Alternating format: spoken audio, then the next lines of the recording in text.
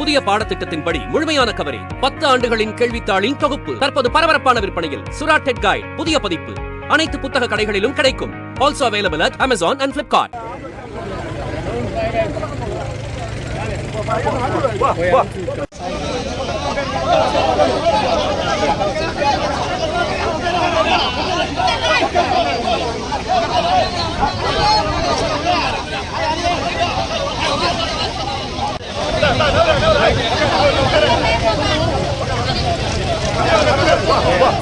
கடலூர் சிப்காட்டில் 50க்கும் மேற்பட்ட தொழிற்சாலைகள் உள்ளன.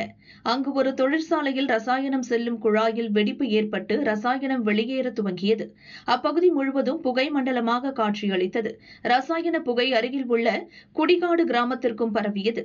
இதனால் அங்கிருந்த மக்களுக்கு கண்ணெரிச்சல் மற்றும் மயக்கம் ஏற்பட்டது. 50க்கும் மேற்பட்டோர் மயங்கியதால் அப்பகுதியில் பரபரப்பு ஏற்பட்டது.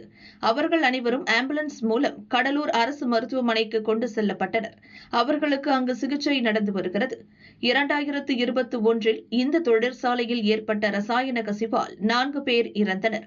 இதனால் அச்சமடைந்த மக்கள் தொழிற்சாலை முன்பு திரண்டு கண்ணாடி கதவுகளை அடித்து நொறுக்கினர்.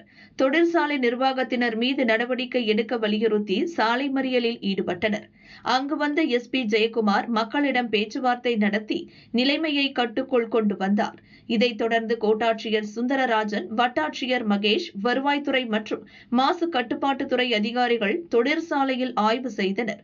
தொடர்ச்சியாக விபத்து ஏற்படுத்தும் இந்த தொழிற்சாலையை நிரந்தரமாக மூட நடவடிக்கை எடுக்க வேண்டும் என மக்கள் வலியுறுத்தினர்.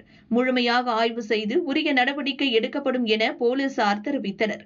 தொழிற்சாலையில் ரசாயன புகை வெளியேறி கிராம மக்கள் மயங்கிய சம்பவம் கடலூர் பகுதியில் பரபரப்பை ஏற்படுத்தியது.